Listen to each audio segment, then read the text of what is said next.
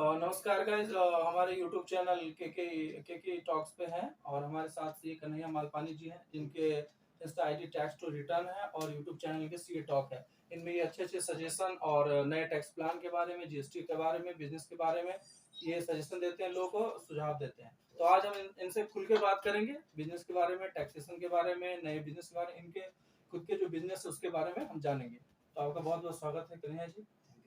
जी, आप अपना इंट्रोडक्शन दीजिए, दर्शकों को बताइए कि कैसे आपका जर्नी कहाँ से और कहाँ पे कैसे शुरू हुआ। जी सर। हाँ। तो मेरा नाम सी कन्हैया मालपानी है। मैं गोटन से हूँ, नागौर डिस्ट्रिक्ट राजस्थान। तो मैंने सबसे पहले यहीं गोटन से ही अपना स्टडी किया था। 12th तक होने के बाद मैंने सीपीटी के लिए सीए करने का ही था स्टार्टिंग से ही। तो फिर मैंने इसके लिए मैं सीए के लिए सीपीटी के लिए जोधपुर गया था। जोधपुर से स्टार्ट की थी कोचिंग वगैरह। जैसे सीए सीपीटी क्लियर हुआ तो उसके बाद आईपीसीसी की कोचिंग के लिए मैं जोधपुर में चालू किया था। उसके बाद हमें जैसे आईपीसीसी एक ग्रुप होता है या दोनों ग्रुप होने का हमें ट्रेनिंग करना पड़ता है 3 साल का। तो वो ट्रेनिंग के लिए मैं मुंबई गया था। बेसिकली उधर का एक्सपोजर अच्छा है, अपने को सब कुछ लर्निंग भी हो जाए। तो उसके लिए हम मुंबई गए थे। तो मुंबई में वहाँ आर्टिकल 3 साल की ट्रेनिंग करने के बाद फिर हमारा सीए फाइनल का एग्जाम आता है। तो सीए फाइनल के एग्जाम के लिए मैं वापस जोधपुर आया था, बिकॉज मेरे को इधर से प्रिपरेशन करना था ताकि ईजी रहे थोड़ा। तो इधर से मैंने वापस कोचिंग वगैरह कर इधर से एग्जाम दिया और सीए बनने के बाद फिर मैंने वापस जॉब के लिए अप्लाई किया। तो मैं जॉब के लिए वहीं मुंबई में स्टार्ट किया था मैंने जॉब। उसके बाद कोविड में आपको पता ही है सब कुछ इधर उधर हो गया था, कुछ लाइफ स्टाइल का पता नहीं था किधर क्या जाएगा अब आने वाले टाइम में। तो उसके बाद हमने वापस गोटन आ गए थे। तो यहीं से वर्क फ्रॉम होम करते रहे। और उसके बाद हमको ऐसा लगा कि यार गाँव में भी अपने को ज़रूरत है, अभी भी इधर कोई इतना है नहीं सीए का ऑफिस वगैरह करने वाले। तो फिर मैंने इधर से ही स्टार्ट किया कि अपने को इधर ही कुछ प्रैक्टिस करना चाहिए। तो मैं जब जॉब में था तो हमारे सबसे पहले क्लाइंट यहाँ वो नीरज जी। तो हमने आपके साथ शुरुआत की थी सबसे पहले। तो आपको पता है जब हमने स्टार्ट किया था क्या हमारा बिजनेस था, उस समय जॉब में ही था। तो धीरे धीरे हमने स्टार्ट किया था कि भाई अभी कुछ प्रैक्टिस करना है तो कैसे करें। तो मैंने मेरे दोस्त नीलेश सारडा उनसे बात की। तो बोला यार कन्हैया विचार तो सही है, करना चाहिए।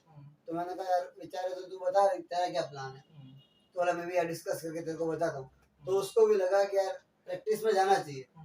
तो फिर वो मेरे साथ जुड़ा, बोला कि तू ऐसा कर प्रैक्टिस में अपन साथ में करते हैं। तो मैंने कहा भाई अपने को स्टार्टिंग में ऐसा रहेगा कि भाई साथ में करते हैं बट मैं जॉब में रहूँ। तो क्या है कि जब खर्चे नीरज जी बहुत ज़्यादा स्टार्टिंग में हो जाते हैं तो फिर अपने को पता है, आपको भी पता, आपने खुद ने स्टार्ट किया जब जॉब छोड़ के। तो वैसे फिर मैंने इसे स्टार्ट किया नीरज जी के साथ। तो भाई ये धीरे धीरे हमारा बिजनेस सेटअप होता रहा। फिर मैंने जॉब से भी क्विट कर लिया और आज आपको पता ही है अच्छे लेवल पे हैं। हमने जोधपुर में भी हमने शुरुआत की थी, जोधपुर का हमने गोटन में की थी। उसके बाद हमने बेंगलुरु में अभी रिसेंटली ओपन किया है एक ऑफिस। Thank you sir. और आपको पता होगा हमारे एक पार्टनर है जो है कि पारुल गुप्ता मैडम, जो हम उनके गाइडेंस से हमने ये सब मतलब स्टार्ट किया था। लाइक मैडम हमने बोला था कि मैडम हमें करना है, मैडम प्रोप्राइटरशिप में थे। तो हमने ये करके फिर हमने स्टार्ट किया था एसजीएम एंड एसोसिएट। तो हमारा नाम भी SGM and associate. SGM stand for like Sarda Gupta Malpani basically. तो फिर ये एसजीएम हम तीनों पार्टनर है, बेसिकली पारुल गुप्ता, नीलेश सारडा और कन्हैया मालपानी। तो हमने मिलकर स्टार्ट किया था एसजीएम का बिजनेस। और आज भी हमारे मुंबई में ऑफिस है, मीरा रोड में, तो हेड ऑफिस है। मुंबई में भी सर्विस दे रहे हैं। हाँ हाँ, मुंबई में मैडम वहीं से पूरा ऑपरेट करते हैं। तो वो हमारा हो गया हेड ऑफिस। उसके बाद दोनों ब्रांच ऑफिस हो गए। और बेंगलुरु में अभी हमने मतलब वहाँ पे पूरा एनालिसिस कर लिया है। तो अभी वहाँ पे हमने स्टार्ट किया है कि थोड़ा अप एंड डाउन है, बट जैसे ही थोड़ा अच्छा कोई पार्टनर मिलता है फोर्थ, तो हम वहाँ पे पूरा फुली ऑपरेशन चालू करते हैं। तो ये हमारे एसजीएमपी की एक जर्नी है। बट अभी ऐसा है कि जब स्टार्ट किया थोड़ा लगता था कि यार कैसे यार स्ट्रगलिंग फेज है, बट अभी लाइक वेल सेटल्ड जैसा भी लगता है यार, अच्छा है सब कुछ। कन्हैया जी, मैं आपसे नेक्स्ट ये पूछना चाह रहा हूँ कि आपके बिजनेस के बारे में बताइए, जो आपने फर्म है एसजीएमपी एसोसिएट्स, उसमें आप क्या क्या सर्विस प्रोवाइड करते हैं और आम सिंपल भाषा में समझाइए कि जो आम लोग हैं उनको ये समझ में आए।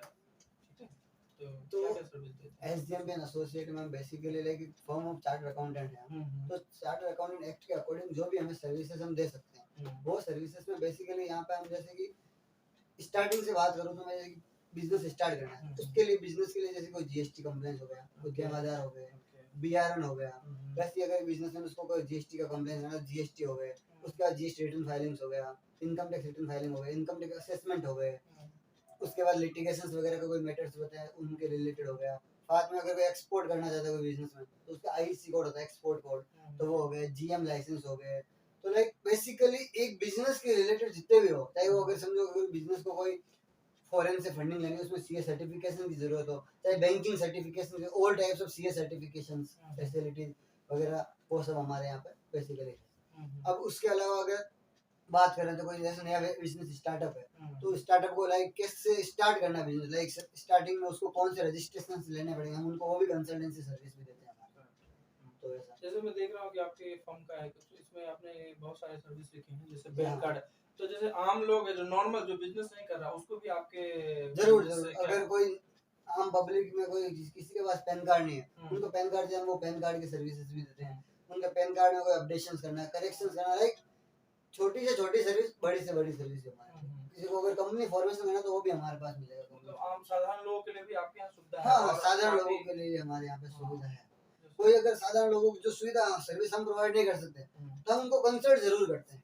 जैसे कि आपको पता होगा कि आपने देखा होगा पोर्टफोलियो मैनेजमेंट की सर्विस, वो सीए नहीं दे सकते, बिकॉज सीए उसके लिए नहीं होता, बट हम उनको गाइड कर सकते हैं कि आप ये सर्विस चाहिए तो ऐसे ऐसे मैनेज करके किसी थर्ड पर्सन जो भी करता अच्छा है उस बिजनेस में, हम उनका कंसल्ट कर सकते हैं। जैसे आपने देखो कभी लोग हमारे पास आते हैं कि सर हमको एलआईसी लेना है, टर्म इंश्योरेंस लेना है, लोग हमको पूछते हैं, बट हम ये सर्विस नहीं दे सकते, बट हम कंसल्ट कर सकते हैं कि आपको ये बेस्ट प्लान है, आपको ये परचेज करना चाहिए, किससे करना चाहिए।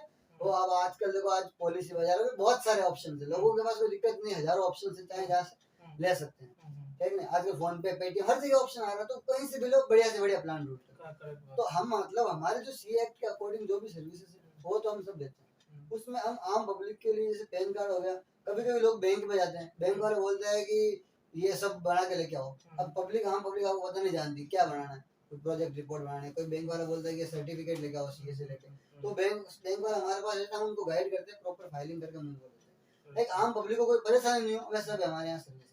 नहीं, मैं जहाँ तक समझ पा रहा हूँ कि जैसे पहले ये होता था ना कि सीए का नाम सुन के टफ चीज होता था कि लोग वहाँ तक अप्रोच नहीं कर पाते, तो मैं ऐसा समझ पा रहा हूँ कि आप थोड़ा लोगों को काफी हेल्प भी कर रहे हैं, मतलब बिजनेस के साथ साथ आप उनके मतलब लोगों के इंटरेस्ट में भी काम कर रहे हैं, मैं ये समझ पा रहा हूँ। हाँ जरूर, देखो आपको पहले पता होगा, पहले से लोग मतलब सीए का नाम बोलते हैं, सीए से ये काम कराना, तो लोगों के मन में ये बैठ जाती थी कि यार सीए से कराना मतलब बहुत पैसे का चूना लगना है। तो हमारे वहाँ ऐसा नहीं है, आम पब्लिक के लिए बेसिकली जो भी रीजनेबल रेट है उस पर हम काम भी करते हैं।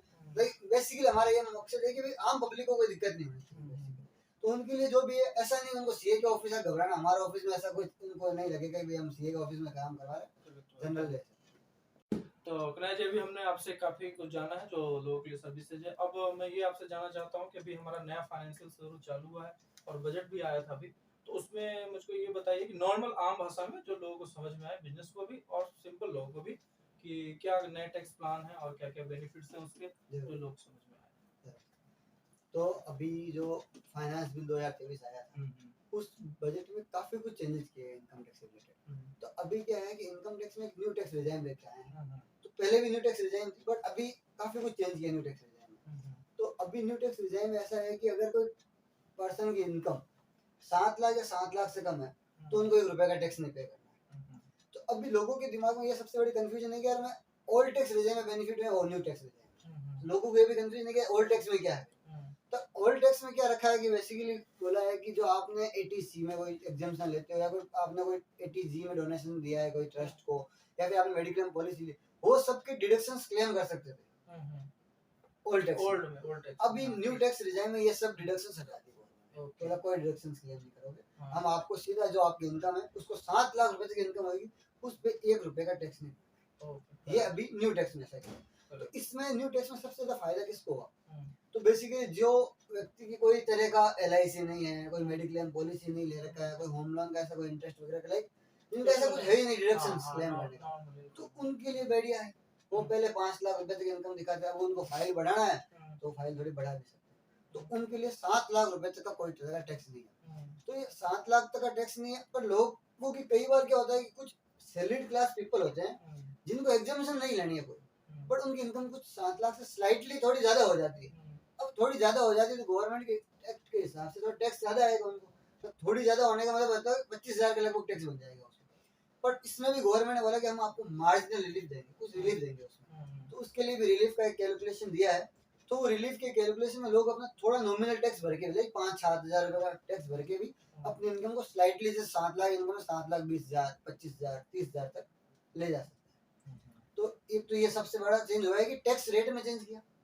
दूसरा जो हमने बताया आपको एग्जाम्शन वगैरह के रिलेटेड उसमें चेंज किया। अभी गवर्नमेंट ने बोला है कि न्यू टैक्स रिजाइम में 7 लाख तक टैक्स नहीं बना। तो ये टैक्स कैसे नहीं बना, इसके लिए उन्होंने बोला है कि आपको सेक्शन 87A में एक रिबेट होता है जो ओल्ड टैक्स में 12,500 रुपए तक होता है, वो रिबेट को बेसिकली उन्होंने बढ़ा करके 25,000 किया, तो वो 7 लाख तक आपका टैक्स नहीं आएगा। 7 लाख तक टैक्स लायबिलिटी न्यू टैक्स के हिसाब से कितनी होगी, बेसिकली 25,000 ही होगी। तो वो 25,000 गवर्नमेंट वाला हम आपको फ्री कर देंगे, तो वो 87A के हिसाब से फ्री करेंगे। तो एक ये बजट में न्यू टैक्स में चेंज किया है। दूसरा ये चीज है। अभी क्या गया, गवर्नमेंट ने बोला कि भाई कुछ हाई सैलरी अर्निंग पीपल भी है, तो उनको पहले क्या सरचार्ज बहुत ज्यादा लगता था। सरचार्ज बेसिकली आपको पता है कि ये जैसी इनकम 50 लाख ज्यादा तो सरचार्ज लेना चालू हो जाता है। तो वो सरचार्ज रेट क्या थी, जिन पीपल की इनकम 5 करोड़ से ज्यादा थी उनको वो सरचार्ज आ रहा था 37%। तो गवर्नमेंट ने बजट में ये भी चेंज किया, उन्होंने बजट में सरचार्ज के रेट को मैक्सिमम बोला 25% न्यू टैक्स में। न्यू टैक्स ही ऑप्ट करना पड़ेगा। गवर्नमेंट ने बेसिकली न्यू टैक्स को डिफॉल्ट टैक्स रिजाइम बोल दिया। अगर किसी को ओल्ड में जाना तो उसका फॉर्म भर के ओल्ड में जाना पड़ेगा। न्यू टैक्स को गवर्नमेंट ने बोला कि ये डिफॉल्ट टैक्स रिजाइम है, अगर आप सेलेक्ट कुछ नहीं करोगे तो आपका न्यू टैक्स ही माना जाएगा टैक्स रिजाइम। तो ये है बेसिकली टैक्स का। न्यू टैक्स के रेट्स में चेंज हुए हैं, न्यू टैक्स में कुछ काफी कुछ अभी चेंजेस होते हैं रिबेट वगैरह में, ये सब। अभी क्या है कि कुछ कुछ और भी फर्दर चेंजेस किए हैं। पहले क्या होता था गवर्नमेंट अभी बोलती है कि आप ये जो गोल्ड है ना फिजिकल गोल्ड, इसको कन्वर्ट करो इलेक्ट्रॉनिक गोल्ड में, इलेक्ट्रॉनिक गोल्ड रिसिप्ट इजी आ रहा है। तो ये गवर्नमेंट ने बोला कि अगर मैं ये अगर स्कीम लेके आनी है तो इसके लिए बेसिकली लोग कब कन्वर्ट करेंगे, जब उनको कुछ बेनिफिट मिलेगा। तो गवर्नमेंट ने बोला कि अगर कोई व्यक्ति फिजिकल गोल्ड को ईजीआर में कन्वर्ट करता है तो वो उस पर कोई तरह का टैक्स नहीं देंगे। हालांकि सेक्शन 47 हमने बोल दिया एग्जाम्प्ट है, तब उसको एक्सक्लूड ही कर दिया उसकी डेफिनेशन, उसको उसके ट्रांसफर नहीं मानेंगे। तो ट्रांसफर नहीं मानेंगे तो टैक्स भी नहीं लगेगा बेसिकली। तो ये भी उन्होंने अच्छा चेंज किया है। अभी क्या है कि आपको पता होगा एक लीव एनकेशमेंट मिलता है, जब कोई भी कंपनी को हम रिटायरमेंट लेते हैं तो लीव एनकेशमेंट का अमाउंट होता है। तो वो अमाउंट काफी कुछ एम्प्लॉय को बड़ा अमाउंट में मिलता है। इसमें क्या पहले 3 लाख तक की एग्जाम्पशन थी, वो एग्जाम्पशन को बढ़ा करके उन्होंने 25 लाख कर दिया। तो इसके अंदर जो लीव एनकेशमेंट का हाई अमाउंट मिलता है at the time of retirement, अब उनके लिए बेनिफिट 25 लाख रुपए तक आपको पता है, 3 लाख से 25 लाख, ये भी एक बहुत अच्छा चेंजेस किया। इसके अलावा जो नए स्टार्टअप है, गवर्नमेंट चाहती है नए स्टार्टअप को हम प्रमोट करें, तो उन्होंने क्या स्टार्टअप प्रमोट के लिए एलिजिबल स्टार्टअप की डेफिनेशन को चेंज किया। उसकी डेफिनेशन पहले 1/4/2023 तक कोई अगर स्टार्टअप रजिस्टर्ड होता तो वही कवर था, बट अभी उन्होंने बोला 1/4/2024 तक अगर कोई स्टार्टअप रजिस्टर होगा वो भी एलिजिबल स्टार्टअप में कवर होगा। एलिजिबल स्टार्टअप में कवर होने का फायदा होता है, गवर्नमेंट बोलती है कि आपके जो टैक्स बनेंगे 10 सालों में से जो 3 सालों में जो टैक्स बन रहा है, कोई भी 3 साल जो आपको लग रहा है ये हाई मतलब में टैक्स बनने वाला है, वो हम आपको एग्जाम्प्ट देंगे। तो ये बेस्ट बहुत अच्छा एडवांटेज स्टार्टअप के लिए। तो गवर्नमेंट बेसिकली ये अपना एज ऑफ डूइंग का भी पार्ट रहने का। अभी हम लोग बात करेंगे आगे चल के। तो ये एज ऑफ डूइंग में गवर्नमेंट वाला स्टार्टअप को प्रमोट करता है। तो स्टार्टअप प्रमोट के लिए उन्होंने ये भी अच्छा डिसीजन लिया। उसके अलावा ये थोड़ा सा चेंज हुआ है कि वो लाइफ इंश्योरेंस पॉलिसी के लिए अब गवर्नमेंट ने क्या बोला है कि भाई अगर कोई व्यक्ति की लाइफ इंश्योरेंस पॉलिसी मैच्योर होती है, उसका मैच्योरिटी अमाउंट मिलता है ना, वो पहले एग्जाम होता था सेक्शन 10(10)(d) में, अब वो एग्जाम्शन खत्म कर दिया। खत्म कैसे किए कि अगर किसी का लाइफ इंश्योरेंस पॉलिसी का प्रीमियम सालाना 5 लाख से ज्यादा है, सालाना 5 लाख रुपए अगर प्रीमियम भरने वाला बंदा है तो उसकी सैलरी या इनकम भी ज्यादा होगी, तभी वो 5 लाख रुपए प्रीमियम भर पा रहा है। तो गवर्नमेंट बोला कि अगर सालाना आपकी एक पॉलिसी या एक से अधिक पॉलिसी का प्रीमियम 5 लाख रुपए से ज्यादा होएगा तो आपको जो मैच्योरिटी अमाउंट मिलेगा वो टैक्सेबल रहेगा। ये एक चेंज हुआ है बड़ा चेंज, क्योंकि 5 लाख से ऊपर जो भी आप प्रीमियम भर रहे हो उसका जो मैच्योरिटी आएगा वो पूरा टैक्सेबल है, अब एग्जाम्पशन नहीं है उसमें। तो ये भी एक अच्छा गवर्नमेंट ने चेंजेस किया है। अब गवर्नमेंट ने कुछ कुछ ऐसे भी दिए हैं कि न्यू टैक्स रिजाइम में पहले क्या होता था कि डायरेक्ट डिडक्शन नहीं मिलता था, अब गवर्नमेंट ने कुछ कुछ डिडक्शन अलाउ कर दिया उनके लिए, बोला आप ये डिडक्शन सर्टेन है जो आप क्लेम कर सकते हो। इसके लिए जो सैलरीड क्लास पीपल है उनके लिए स्टैंडर्ड डिडक्शन होता है 50,000 का, वो अभी न्यू टैक्स में भी कंटिन्यू कर दिया, तो आप इसमें भी ले सकते हो। उसके अलावा आपने सुना होगा एक गवर्नमेंट ने एक स्कीम निकाली थी अग्निवीर योजना, उसके अंदर अगर कोई कंट्रीब्यूशन देता है तो वो कंट्रीब्यूशन भी एग्जाम्पशन में आएगा 80CCH के अंदर, तो ये एक नया स्टेप है। उसके अलावा आपने एनपीएस का नाम सुना होगा, एनपीएस के अंदर भी कोई एम्प्लॉयर कंट्रीब्यूशन करता है तो उसको भी एग्जाम्पशन कर देंगे, तो ये भी एक नया चेंज हुआ है। उसके अलावा बेसिकली जो हमारा अमाउंट होता है कि वो क्या बोलते इसको अपना जो अपन होता है कि 80JJ डबल है, इसमें क्या होता है कि अगर कोई एम्प्लॉयमेंट हायर करते हैं तो एम्प्लॉयमेंट हायर करते हैं उसका भी एग्जाम्पशन मिलता है section 80 double J double A के अंदर उसको भी एग्जाम्पशन के लिए क्लेम कर सकते हैं, ये न्यू टैक्स में। पहले ऐसा नहीं था एग्जाम्पशन न्यू टैक्स वालों को, पर ये थोड़े चेंजेस किए। तो ऐसे और भी बहुत सारे चेंजेस हैं, इसके लिए हमने सेपरेट यूट्यूब पे वीडियो भी डाला है। न्यू टैक्स के लिए जो चेंजेस एप्लीकेबल हुए हैं 1 अप्रैल 2023 से, वो हम लोग आगे बढ़ते हैं। अभी आपने अच्छा हमें टैक्स प्लान के बारे में बताया, जो काफी इजी वे में बताया कि लोगों को समझ में आए, जो आम लोग हैं, नॉर्मल पीपल हैं, जो सैलरी क्लास है, उनको ये बातें समझ में आएगी। तो अभी हम नेक्स्ट चालू करेंगे, बात करेंगे हमारा ईज ऑफ डूइंग बिजनेस। अभी करंट रिजीम में गवर्नमेंट जो बिजनेस प्रोवाइड करवा रही लोग इजीली बिजनेस कर पा रहे हैं, तो आप उसके बारे में क्या कहना चाहते हैं कि क्या सुविधा है, क्या फैसिलिटीज है गवर्नमेंट के द्वारा कि लोग बिजनेस कर सकते हैं, और उसके बारे में आप थोड़ा बताएं।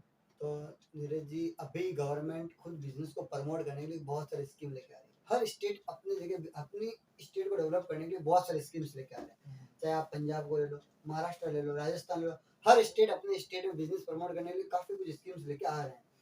अभी हम बात करते हैं कि पहले बिजनेस करना कैसे डिफिकल्ट था और आज बिजनेस करना इजी कैसे हुआ है, वो सबके बारे में। तो पहले क्या था कि बहुत तरह के मतलब टैक्सेस वगैरह थे, उस सबको टैक्सेस की कंप्लायंस करना, एक बिजनेसमैन मतलब कंप्लायंस करेगा या बिजनेस करेगा, लाइक दोनों में से एक चीज होती है। बिजनेस में है तो बिजनेस कर लेगा ढंग से, या फिर कंप्लायंस कर लेगा। तो गवर्नमेंट को भी ये बात लगी कि यार कुछ तो अपने को टैक्सेशन में धीरे धीरे रिलीफ करके कुछ लाइक एक सिंगल रजिस्ट्रेशन में लोगों को कैसे कवर कर सकते हैं। पहले वेट भी था, एक्साइज भी था, सर्विस टैक्स भी थे, तो बहुत सारे टैक्सेस की कंप्लायंस थी। तो गवर्नमेंट ने वो सबको एक ही टैक्स बना दिया, जीएसटी।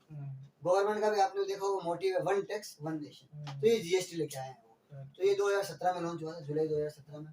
तो जीएसटी आने के बाद काफी कुछ इजी हुआ है, वेट भी हट गया है। टोटल मतलब ऐसा हमने सुना है कि कुछ 70 टाइप्स ऑफ टैक्सेस थे, उसको रिप्लेस करके जीएसटी बनाया गया। तो एक जीएसटी से सब कुछ कवर किया उन्होंने। साथ ही इनकम टैक्स में भी गवर्नमेंट ने ऐसे काफी रिलीफ दिए हैं कि लोगों को ताकि दिक्कत नहीं आए।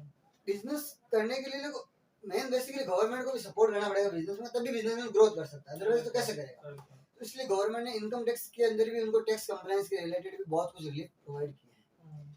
अभी हम बात करते हैं कि सबसे बड़ी दिक्कत क्या है बिजनेसमैन को, कि कंप्लायंस चलो इजी हो गया, कभी कभी दिक्कत आती है कि फंडिंग की व्यवस्था कैसे होगी। करेक्ट, ये भी दिक्कत है। आप ये आज के टाइम पे बहुत इम्पोर्टेंट बात है, लोगों को फंडिंग नहीं मिल रहा है, कोई बिजनेस स्टार्ट करना चाह रहा है, तो उस पे आप क्या कहना है। अभी फंडिंग की दिक्कत भी आती है लोगों को। तो आज के टाइम में बहुत सारे ऐसे रिसोर्सेस है जहाँ पे हम फंडिंग के लिए देख सकते हैं। आज के टाइम नए स्टार्टअप को प्रमोट करने के लिए काफी कुछ कंपनी है इंडिया में जो भी वो प्रमोट कर रही है। जैसे आपने शार्क टैंक इंडिया भी देखा होगा, अभी रिसेंटली बहुत पॉपुलर चल रहा है। 2 सीजन उसका हुआ है। हाँ, 2 सीजन हो गए। तो शार्क टैंक इंडिया में काफी लोगों ने फंडिंग वगैरह के लिए जाते हैं, लोग अपने नए आइडियाज को लेके आइडियाज बताते हैं। शार्क को आइडिया अच्छा लगता है तो शार्क उनके आइडिया को प्रमोट भी करते हैं, उनको फंडिंग मिलती है। उसके अलावा अगर आपको आइडियाज अच्छा रहता है तो आप मुंबई और बेंगलुरु साइड में ऐसे काफी मतलब है बिजनेस में जो खुद चाहते हैं कि हमें कुछ नए स्टार्टअप में इन्वेस्ट करना है। तो अगर आपका अच्छा आइडिया है, आप वहाँ पे इन्वेस्ट करते हो, उन लोगों से कंसल्ट करते हो, तो वो आपको 101% कुछ ना कुछ अच्छी फंडिंग भी दिलाते हैं। अब हम बात करते हैं कि गवर्नमेंट कैसे सपोर्ट कर रही है फंडिंग के लिए। तो गवर्नमेंट ने अभी जैसे राजस्थान गवर्नमेंट का मैं बताता हूँ आपको कि राजस्थान गवर्नमेंट भी लोगों को प्रमोट करने के लिए बहुत सी स्कीम लेके आई है। अभी एक स्कीम आई है पीएमईजीपी, तो वो है प्रधानमंत्री गवर्नमेंट स्कीम। उसके अलावा राजस्थान गवर्नमेंट एमएलयूपीवाई, वो मुख्यमंत्री लघु उद्योग योजना कही।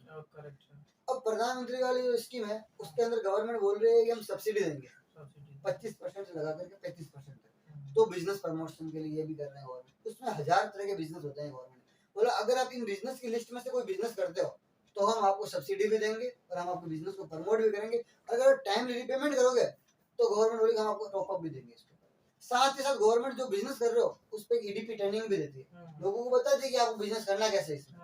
तो वो भी एक अच्छा स्टेप है। अब एमएलयूपीवाई स्कीम है ना, जो उसके अंदर गवर्नमेंट इंटरेस्ट का बेनिफिट दे रही है, बहुत रीजनेबल रेट ऑफ इंटरेस्ट पे गवर्नमेंट लोन दे रही है।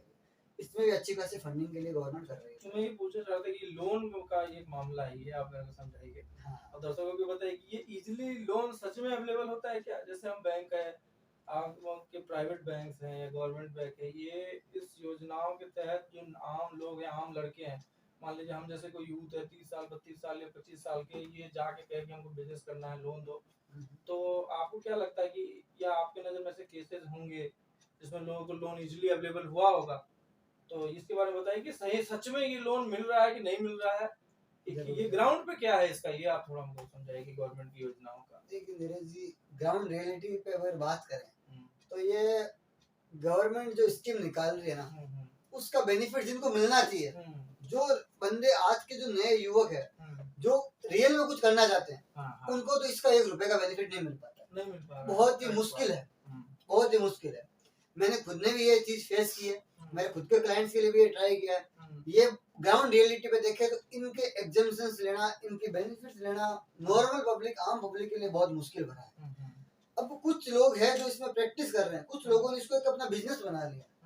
लोग हमने देखा है कि सब्सिडी मिल रहा है, उसमें लोग बोलते हैं हम काम करवा देंगे, बिजनेस भले ही कैसा ही हो, बट कुछ लोग ऐसा प्रैक्टिस भी कर रहे हैं इसमें। और वो पता है, अब आपको ग्राउंड रियलिटी की तो बाद में बता दिए, बट कैसे मिल रहा है ये सब अब अंदर का मामला है, इस पे हम बात नहीं करें तो ठीक है, क्योंकि इसमें है थोड़ा देखो, जिनको मिलना चाहिए उनको नहीं मिल पाता है, और जिनको नहीं मिलना है वो लोग फोकट के बेनिफिट लेके जाते हैं और वो मजे करते हैं, और यूज में नहीं होता है, ना बिजनेस प्रमोट होता है ना कोई बात। ये भी है, ये एक डार्क है, तो डार्क साइड कह सकते हैं हम इसको। कन्हैया जी, अभी हमने काफी डिस्कस की ईज ऑफ डूइंग बिजनेस पे, तो अब हम लोग बात करेंगे कि बेनिफिट ऑफ जीएसटी क्या है। कि जैसे नया कोई बिजनेस कर रहा है आदमी, तो पहले से जो टैक्सेस सिस्टम खत्म हुए हैं, उसके बाद ये जीएसटी एक नया आया है, उसमें क्या बेनिफिट्स है और इनकम टैक्स के बेनिफिट्स क्या हैं।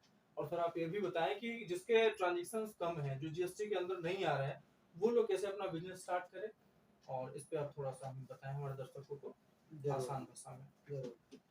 तो नीरज जी, सबसे पहले हम बात करते हैं कि जीएसटी किसको लेना चाहिए। पहले तो ये भी जरूरी, हाँ ये जरूरी है, इस पे आप थोड़ा जीएसटी किसके लिए कंपलसरी है, किसको लेना चाहिए। तो एक अगर सर्विस प्रोवाइडर के पॉइंट ऑफ व्यू से बात करूं, सर्विस प्रोवाइडर के तो उनको 20 लाख रुपए से अगर ज्यादा की सेल है तो उनको जीएसटी लेना कंपलसरी आता है। और वैसे ही अगर बात करें अदर देन सर्विस प्रोवाइडर, तो उनको सर्विस प्रोवाइडर मतलब जैसे क्या कंस्ट्रक्शन, सर्विस प्रोवाइडर कंस्ट्रक्शन हो गया, फोटोग्राफीज वगैरह वाले हो गए, प्रोफेशनल हो गए, सर्विस जो सर्विस दे रहे हैं, basically service, no goods involvement and only service दे रहे हैं, तो उनके लिए 20 लाख का, और उसके अलावा जो भी हो 40 लाख है। ये लिमिट भी चेंज होती है सर्टेन स्टेट में, वो हम नॉर्मल इसके लिए सेपरेट वीडियो अलग से बनाएंगे। हां बनाएंगे, इस पे हम जरूर डिस्कस करेंगे। तो अब हम बात करते हैं कि अगर जिनका इससे नीचे टर्नओवर हो रहा है उनको क्या करना है, वो भी जरूरी। तो जो छोटे ट्रेडर है या छोटे सर्विस प्रोवाइडर है, उनके लिए मेरे अकॉर्डिंग व्यू से ये सबसे बेस्ट है कि उनको उद्यम रजिस्ट्रेशन, उद्यम आधार गवर्नमेंट का एक मान्यता प्राप्त है इसको, इसमें अगर रजिस्ट्रेशन करवा लेते हैं तो वो एक छोटा उद्यमी बोलते हैं उसको, माइक्रो, तो वो एक उद्यम आधार ले सकता है।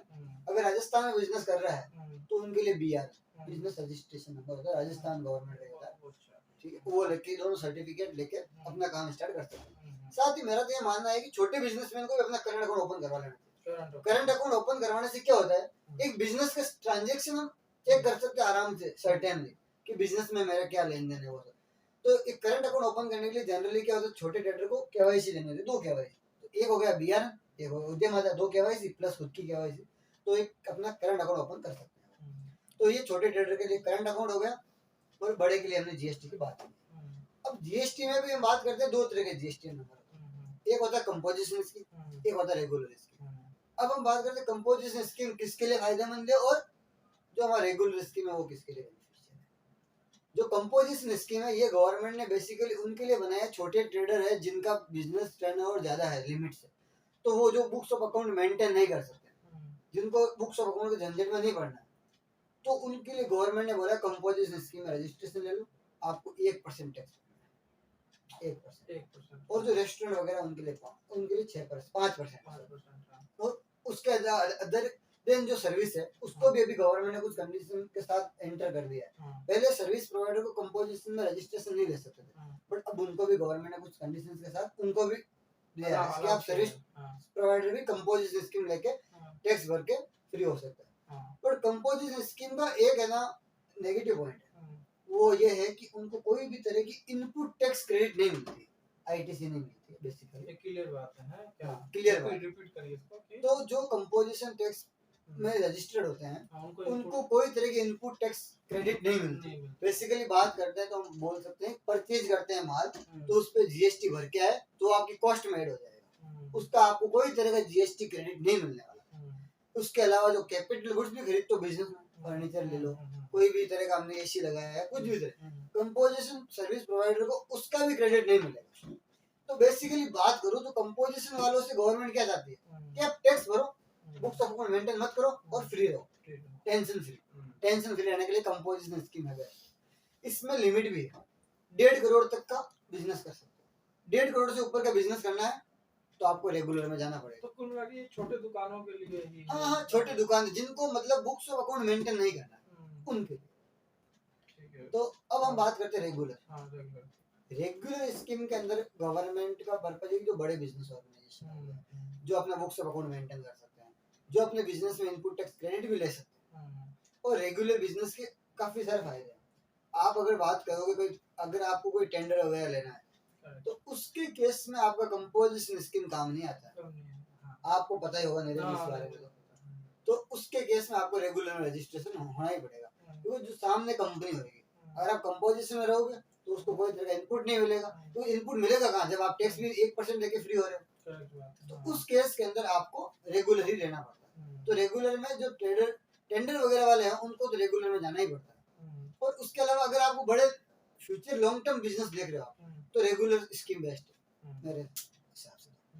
अब हम बात करते हैं कि जीएसटी रजिस्ट्रेशन ले लिया, बिजनेस कर रहे हैं, सब कुछ कर रहे हैं, बट ये रजिस्ट्रेशन वगैरह सब कुछ लेने का फायदा क्या है मेरे को? कि मैं अगर कंप्लाइंस कर रहा हूँ तो इसका कुछ तो बेनिफिट होना चाहिए। देखो, अगर अभी जैसे गवर्नमेंट ने काफी कुछ स्कीम निकाली है। एक होता है गवर्नमेंट का एमएसएमई लोन, सीसी लिमिट वगैरह बनती है, ये नीरज जी एकदम इजी से मिल सकती है। इसके अंदर क्या है कि गवर्नमेंट क्या बोलती है, आपका जीएसटी सर्टिफिकेट है, आपके जीएसटी में टर्नओवर है, तो वो क्या करते हैं, टर्नओवर का कुछ 20% तक का लिमिट बनाते हैं आपको, सीसी लिमिट, और विदाउट एनी सिक्योरिटी, कोई तरह का सिक्योरिटी नहीं चाहिए, ये अनसिक्योर्ड है। तो इसके अंदर गवर्नमेंट एक फीस चार्ज करते हैं, सीजीटीएमएस, क्रेडिट मॉनिटरिंग गारंटी स्कीम करके कुछ होता है, तो उसमें कुछ फीस लगती है। तो फीस से आपको क्या है, अगर आप जीएसटी रिटर्न भरते हो और आपके रिटर्न में उसका टर्नओवर वगैरह दिखता है ना, तो उसके बेसिस पे बैंक आपको फंडिंग भी देती है। तो ये एक सबसे बड़ा अच्छा बेनिफिट है इसका। दूसरी बात ये है कि अगर आप नॉर्मल कोई तरह का लोन अप्लाई करते हो बिजनेस रिलेटेड, अगर आप रेगुलर फॉर्म होते हो ना, तो आपको ज्यादा बेनिफिट मिल सकते हैं लोन में। देखिए, आपको अच्छे अमाउंट का लोन मिल सकता है, अच्छी रेट ऑफ इंटरेस्ट पे लोन मिल सकता है, वो भी बेनिफिट। अब बात करते हैं कि इसके अलावा क्या है। अगर आपको बड़े कंपनीज के साथ काम करना है तो आपको रेगुलर में रजिस्टर्ड रहोगे, जीएसटी रजिस्टर्ड फर्म रहेगी, तो आप एक अच्छा बिजनेस भी कर सकते हो। वो तो है, वो आप देखोगे तो अगर मैं बात करूँ ना, कोई भी तरह का बिजनेस हो, अगर उनको लंबी कोई अच्छी कंपनी के साथ डीलिंग करनी है तो आपको जीएसटी रजिस्टर्ड फर्म को एंट्री अच्छी मिलती है, ज्यादा से ज्यादा चांसेस होते हैं उनके पास सिलेक्शन के, तो वो एक अच्छा बेनिफिट है जीएसटी। इसके अलावा भी बहुत सारे कुछ बेनिफिट्स है गवर्नमेंट के, कुछ रेगुलेशंस भी आते रहते हैं जीएसटी स्कीम से रिलेटेड, तो गवर्नमेंट खुद भी प्रमोट करती है जीएसटी रजिस्टर्ड बिजनेस को। और उसके बात करते हैं कि हम इनकम टैक्स के साथ कुछ बेनिफिट्स है ना, उस पर हम चर्चा करते हैं कि मैं अगर इनकम टैक्स रिटर्न फाइल करता हूँ तो उसके भी तो कुछ बेनिफिट्स होंगे। देखो, अगर हम होम लोन की बात करें या कोई तरह के बैंकिंग लोन की बात करें, तो बैंक जनरली 2 से 3 साल के आईटीआर रिक्वायर करते हैं, बोलते हैं 2-3 साल का आईटीआर चाहिए। तो आईटीआर भरोगे तो आप बैंक में फंडिंग वगैरह के लिए, लोन वगैरह की एप्लीकेशन को आप इजी प्रोसेस करवा इनकम टैक्स रिटर्न फाइल करके। इसके अलावा आपने देखा होगा वीजा एप्लीकेशन लगाते हैं ना, वीजा एप्लीकेशन में भी गवर्नमेंट की एक ऐसा कंडीशन है कि आपको वीजा एप्लीकेशन लगाने से पहले आपको अपना आईटीआर सबमिट करना पड़ता है। काफी बार गवर्नमेंट है ना नेटवर्क सर्टिफिकेट डिमांड करती है, वीजा एप्लीकेशन में नेटवर्क सर्टिफिकेट डिमांड करती है, आईटीआर भी डिमांड करती है। तो ये बेसिकली ऐसा क्यों करती है, गवर्नमेंट ये जानना चाहती है कि आपकी नेटवर्क दिखती है, आप फॉरेन टूर पे जा रहे हो, आप वहाँ के खर्चे बेयर करने के लिए आप एलिजिबल हो या नहीं, आप इनकम प्रूफ है कि नहीं, ऐसे कुछ। अच्छा, तो ये सब प्रूफ चेक करने के लिए आपको वीजा एप्लीकेशन के लिए आईटीआर डिमांड करते हैं। तो ये है इसका आईटीआर। क्या है कि आईटीआर जो है एकदम नेसेसरी है, लोगों को भरना चाहिए, भरना चाहिए ना आईटीआर। तो मेरा मानना है कि अगर भले ही गवर्नमेंट के रूल्स के हिसाब से आपकी इनकम 2.5 लाख से कम है, पर तो भी आपको आईटीआर तो भरते रहना चाहिए। आईटीआर फाइल करने के बहुत कुछ बेनिफिट्स हैं नीरज जी। सबसे बड़ा इसमें तीसरा जो बेनिफिट बताने जा रहा हूँ अभी, आईटीआर भले ही मतलब छोटा से छोटा ट्रेडर भरो, छोटा से छोटा बिजनेसमैन भरो, कोई भरो, आईटीआर भरने से आपकी व्हाइट मनी, जिसको हम बोलते हैं कैपिटल बिल्डअप कब होगी, जब आप गवर्नमेंट के कागज में कुछ शो करोगे इनकम, तभी आपकी कैपिटल बिल्ड होगी। और ये कैपिटल बिल्ड, लोग बोलते हैं कैपिटल बिल्ड का फायदा क्या है, आप अगर कोई प्रॉपर्टी खरीदोगे, आपको कोई बिजनेस में पैसा इन्वेस्ट करना है, तो कैसे करोगे? आपके पास अगर व्हाइट मनी या गवर्नमेंट के नजरों में आपके पास कैपिटल नहीं होगी तब, तो ये भी एक अच्छा बेनिफिट। आईटीआर भरना चाहिए। अपन जाके खरीद रहे हैं तो गवर्नमेंट पूछ सकती है अपने से कि भाई कहां से पैसा है तुमको, तो आप अगर समझो 5 लाख 10 लाख का कुछ बिजनेस ट्रांजैक्शन कर रहे हो या कुछ भी प्रॉपर्टी भी ले रहे हो, अगर आपके उसका इनकम प्रूफ भी नहीं है, तो आप कैसे बोल सकते हो कि मेरे व्हाइट मनी है मेरे पास, या मैं इतने साल अर्निंग कर रहा हूँ, तो एक आईटीआर बढ़ने से ये हमारी वाइट मनी को इम्प्रूव कर सकते हैं, यानी कैपिटल बिल्ड होती है उससे। तो ये एक आईटीआर बढ़ने का बहुत अच्छा बेनिफिट था। उसके बाद हम बात करते हैं कि और इस आईटीआर के कहाँ का यूज कर सकते हैं। आपको पता बैंक में अगर समझो हमारे पास आईटीआर है तो हम हमारे इसको एज ए केवाईसी यूज कर सकते हैं। आईटीआर को हम एज ए केवाईसी भी यूज कर सकते हैं। इसके अलावा भी आईटीआर के अंदर अगर हम अच्छा आईटीआर भरते हैं, आपने नाम सुना टर्म इंश्योरेंस। टर्म इंश्योरेंस में आपको पता है 1 करोड़ का लेते हैं लोग, 2 करोड़ का लेते हैं। ये कैसे डिसाइड होता है? ये डिसाइड होता है हमारा आईटीआर के बेसिस पे। अगर आपका आईटीआर अच्छा रहेगा मतलब आपकी इनकम अच्छी है, इनकम अच्छी रहेगी तो आपको टर्म इंश्योरेंस भी अच्छा अमाउंट का मिल सकता है। उसके अलावा सबसे जो बेस्ट बेनिफिट है आईटीआर फाइल करने का, जो मैं अभी बताने जा रहा हूँ वो आपके लिए बहुत इंपॉर्टेंट है। अगर कोई बिजनेसमैन है या फिर कोई भी जो शेयर मार्केट की ट्रेडिंग करता है, अगर आपको लॉस हो जाता है, अगर आप आईटीआर नहीं भरोगे तो आपको लॉस कैरी फॉरवर्ड कैसे होएगा? तो लॉस कैरी फॉरवर्ड करने के लिए सबसे इंपॉर्टेंट क्या है? आईटीआर फाइल करना जरूरी है। लॉस कैरी फॉरवर्ड करना है तो आईटीआर भरते रहो, लॉस भी आप कैरी फॉरवर्ड कर सकते हो। तो ये है इनकम टैक्स रिटर्न भरने के बेनिफिट। अभी आप शेयर मार्केट की बात की तो मैं जरूर आपसे एक बार पूछना चाहूंगा, ये मेरा बहुत देर से मैं इस पे सोच रहा था कि शेयर मार्केट पे आपका क्या व्यूज है, लोगों को कैसे ट्रेडिंग करनी चाहिए, और आप सजेशन देते हैं लोगों को ट्रेडिंग करने की, या आपका क्या पॉइंट ऑफ व्यू है कि ट्रेडिंग किस तरीके की ट्रेडिंग करना चाहिए? जरूर। तो नीरज जी, हम शेयर मार्केट के रिलेटेड बात करते हैं। एक पॉइंट में इनकम टैक्स बेनिफिट का मिस कर गया, वो भी इम्पोर्टेंट है, बहुत ज्यादा इम्पोर्टेंट। तो मैं पहले उसको कवर कर रहा हूँ। आप इनकम टैक्स रिटर्न भरोगे तो आपका जो टीडीएस कट होता है, अगर आपकी इनकम है उस पर जो टैक्स बन रहा है उससे ज्यादा टीडीएस कट हुआ है तो आपको रिफंड क्लेम करना पड़ेगा। रिफंड कब क्लेम कर सकते हो? जब आप आईटीआर भरोगे तभी रिफंड क्लेम करोगे। ये भी बहुत इंपॉर्टेंट है, तो इसलिए ये हमने कवर किया। अब हम बात करते हैं शेयर मार्केट। शेयर मार्केट पे आपका पॉइंट ऑफ व्यू क्या है? तो जी शेयर मार्केट, मेरा ऐसा पॉइंट ऑफ व्यू है कि शेयर मार्केट में आपको इन्वेस्ट करना चाहिए। नॉर्मल ट्रेडिंग से ज्यादा मेरा विश्वास है इन्वेस्ट में। ये मेरा पर्सनल व्यू है। मैं भी यही सजेस्ट करता हूँ कि आपको ट्रेडर के बजाय इन्वेस्टर बनना चाहिए, क्योंकि हमारे पास इतना टाइम नहीं है कि हम अपना दूसरा काम छोड़ के हम इस पे बैठ जाए। नहीं, मैं आपसे कभी बात कर रहा था, ये कई सारे जो ट्रेडर हैं फुल टाइम, वो बताते हैं कि किसी को भी ना कि आपको फुल टाइम ट्रेडर नहीं बनना चाहिए, पार्ट टाइम में आप थोड़े बहुत इन्वेस्टमेंट करो और बाकी आपका जो काम चल रहा है वो करो, ताकि आपके लॉसेस भी ज्यादा नहीं हो और उसमें भी कवर हो। तो इससे आप क्या कहते हैं? तो मेरा तो जैसा मानना है कि हमारे पास दूसरे बिजनेस है, तो हमें तो मतलब ब्लू चिप शेयर पे फोकस करना है। ब्लू चिप का मतलब हो गया जो अभी ट्रेंडिंग कंपनी चल रही है, जिनका हम बिजनेस डेली यूज में हम उनकी चीज को यूज भी करते हैं और उन्हीं कंपनी में हमें इन्वेस्ट करना चाहिए। तो ब्लू चिप में इन्वेस्ट करना चाहिए, ट्रेडर नहीं बनना चाहिए। अगर हमारे पास फुल टाइम हम इस पे वर्क नहीं करते हैं तो ट्रेडर बनना नहीं जरूरी हमारे लिए। उसके अलावा आपने सुना होगा ऑप्शन एंड फ्यूचर्स ट्रेडिंग, जो कि मार्केट में मेरे को नाम लेते ही डर लगता है आजकल तो, क्योंकि ये मैं इस चीज के नाम से इसलिए डर रहा हूँ क्योंकि इसमें हमने खुद ने पैसा गवाया है। और अगर आप एक रिसर्च की रिपोर्ट भी हमने देखी है, अभी रिसेंटली हमने ट्विटर पे भी एक दिन देखा था, ट्रेंडिंग था ये टॉपिक, कि जो फ्यूचर्स एंड ऑप्शन ट्रेडिंग में कर रहे हैं, जो ऑप्शन ट्रेडिंग कर रहे हैं रिसेंटली लोग, उसमें जो पैसा बनाते हैं वो कुछ हार्डली 5% लोग होते हैं जो पैसा बना के जाते हैं। 95% पीपल है जो इसमें पैसा गवाते ही है। तो मेरा तो ऐसा पर्सनल व्यू ऐसा है, चाहे सैलरी क्लास पीपल हो चाहे एक बिजनेसमैन हो, मेरा पर्सनल ओपिनियन ये है कि आपको मार्केट में इन्वेस्टर बनना चाहिए। ट्रेडर भी मत बनो आप, ऑप्शन और फ्यूचर पर ध्यान ही मत दो, अपना पैसा सेफ रखो। हमारा देखो नीरज जी, हम मिडिल क्लास फैमिली से, तो मेरा मानना यह है कि मिडिल क्लास फैमिली को कितना एडिशनल इनकम होना चाहिए। अगर आप एफडी से अच्छा रिटर्न कमा लो तो आपके लिए और क्या चाहिए?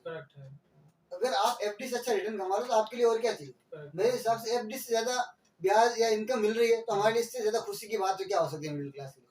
तो सबसे बेस्ट है कि आप इन्वेस्टर बनो।